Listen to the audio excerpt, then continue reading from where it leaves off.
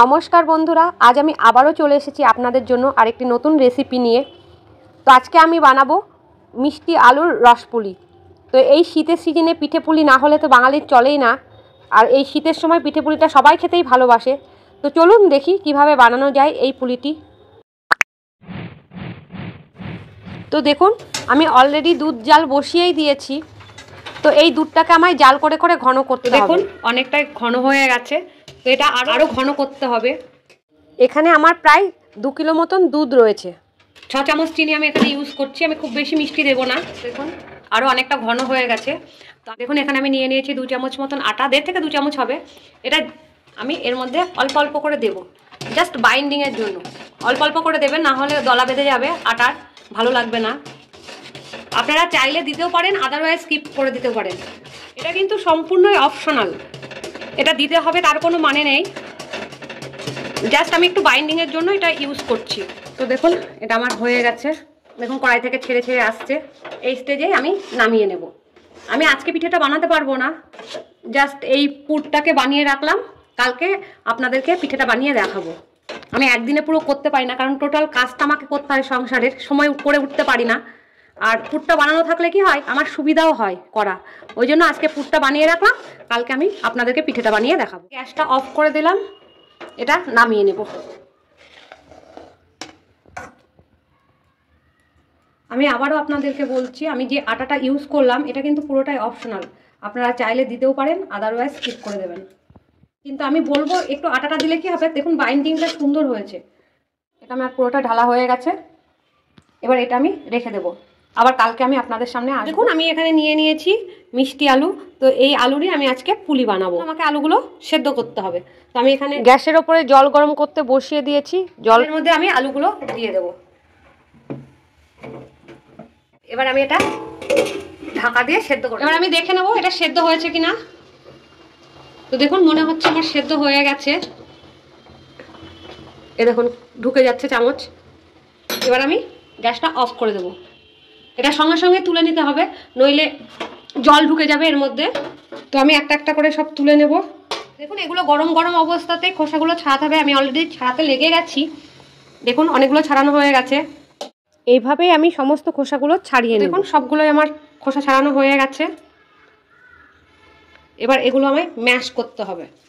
গরম অবস্থাতেই করে নেব, নইলে পরে জমাট বেঁধে যায়, শক্ত হয়ে যায়। জমাট বেঁধে যায় মানে শক্ত হয়ে যায়, ভালো করে ম্যাশ হয় না। তো দেখুন আমার ম্যাশ করা হয়ে গেছে। আমাকে একটু হাতও লাগাতে হয়েছিল। আপনারা ম্যাশার থাকলে ম্যাশার দিয়ে করবেন, গ্রেট করেও নিতে পারেন, গ্রেট করে নিলেও অসুবিধা নেই। এবার আমি এর মধ্যে দিয়ে দেবো আটা। এটা আটা দিয়েই মাখতে হবে। আমি হাত দিয়েই মাখিয়ে নেবো, হাত দিয়ে মাখাটা সুবিধা হবে। তো দেখুন ডোটা আমার মাখানো হয়ে গেছে। আপনাদের পরিমাণটা বলা হয়নি। যদি এখানে মিষ্টি আলু থাকে 3 ভাগ, তাহলে 1 ভাগ মতন আটা দেবেন। প্রয়োজন হলে আর একটু বেশি দেবেন, মাখানোর উপরে ডিপেন্ড করবে। তো আমার দেখুন ডোটাকে আমি 2 ভাগে ভাগ করে নিয়েছি। একবারে মাখতে পারছিলাম না, ওই জন্য 2টো জায়গা করে নিয়েছি।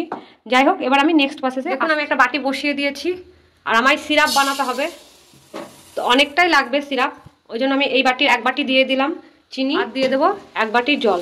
যেহেতু সিরাপটা আমার অনেকটাই লাগবে, আর একটু জল লাগবে, 1.5 বাটি মতন জল আমি দিয়ে দিলাম। এবার চিনিটা আমি মেল্ট হতে সময় দেব, একটু নাড়িয়ে দেব। তো দেখুন ডোটা আমার রেডি হয়ে গেছে। আমি এই ডোটা নিয়ে নিয়েছি। এবার ডো থেকে আমি ছোট্ট ছোট্ট করে লেচি কেটে নেব। তো অলরেডি আমি এখানে কিছুটা লেচি কেটে রেখেছি।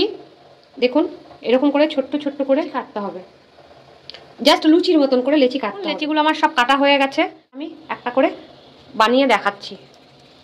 তো দেখুন এটাকে প্রথমে বাটির মতন করে করে নিতে হবে।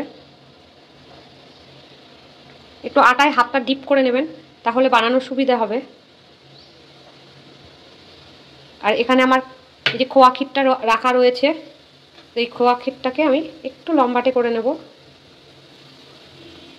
এভাবে এর মধ্যে বসিয়ে দেব।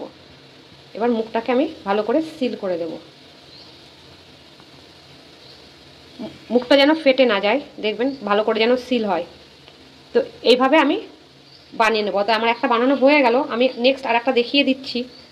দেখুন এভাবে বাটি করে নিতে হবে একটা, খুব পাতলা হবে না, নইলে ভাজতে গেলে ফেটে যাবে।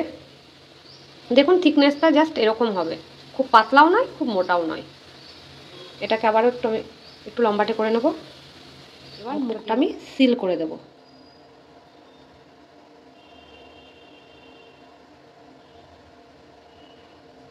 দেখুন মুখটা সুন্দরভাবে হয়ে গেছে। এবার জাস্ট হাতের সাহায্যে করে নিয়ে এভাবে করে নেব, হয়ে গেল। তো এইভাবে আমি সবগুলো বানিয়ে নিচ্ছি। তো এইভাবে আমি কিছুটা বানিয়ে নেব, সব বানাবো না, আমি বানাবো আর ভাজবো। তো কিছুটা বানিয়ে নিয়ে তারপরে আমি ভাজবো। দেখুন রসটা আমার ফুটতে লেগে গেছে। যে পাশে যে ফেনাগুলো আছে এই ফেনাগুলো আমায় কেটে বাদ দিয়ে দিতে হবে। আপনারা চাইলে কিন্তু একটু সামান্য দুধ দিতে পারেন, তাহলে ফেনাগুলো সুন্দরভাবে উঠে যাবে। এখন রসটা আমার হয়ে গেছে, এবার আমি রসটা নামিয়ে নেব। তো এটা কোনো চিপচিপে ভাব হতে হবে সেটা কোনো ব্যাপার নয়। দেখুন কালারটাও এটা চেঞ্জ হয়ে গেছে। এবার আমি এটা নামিয়ে নেব। এবার এই গ্যাসের ওপরে আমি কড়াই বসিয়ে দিলাম। কড়াইটা একটু গরম হবে, তারপর আমি তেল দেবো। এবার আমি এর মধ্যে সাদা তেল দিয়ে দেবো। এটা আমি সাদা তেলেই ভাজবো। তো তেলটা আমি গরম হতে সময় দেব। তেলটা আমার গরম হয়ে গেছে, আমি একটু দেখে নিচ্ছি। দেখুন গরম হয়ে গেছে। এবার আমি এই তেলে পুলিগুলো ছেড়ে দেবো। সামনেই পৌষ পার্বণ, এই পৌষ পার্বণেই এই পিঠেটা একবার ট্রাই করুন। তো এটা আমি এখনই উল্টাবো না, একটু পরে উল্টাবো। ততক্ষণ আমি কিছুটা বানিয়ে নিই। এবার আমি আস্তে আস্তে উল্টিয়ে দেবো। তো দেখুন আমার ভাজাটা হয়ে গেছে। এরকম লাল লাল করেই কিন্তু ভাজতে হবে। এবার আমি তুলে নেব। দেখুন এরকম লাল লাল করে ভাজবেন। তো দেখুন আমার এই ভাজা হয়ে গেছে। এবার আমি এটা রসের মধ্যে দিয়ে দেব। এবার আমি নেক্সট ব্যাচটাও ভেজে নেব। তো এইভাবে আমি সবগুলো ভেজে নেব, তারপরে আমি আবারও আপনাদের কাছে আসবো। তো এটাই আমার লাস্ট ভাজা, এটা আমি তুলে নেব। আমি আর কটা ভাজবো, সেগুলো ভাজা খাবো। তো রসে ভেজানোর জন্য এটাই আমার লাস্ট।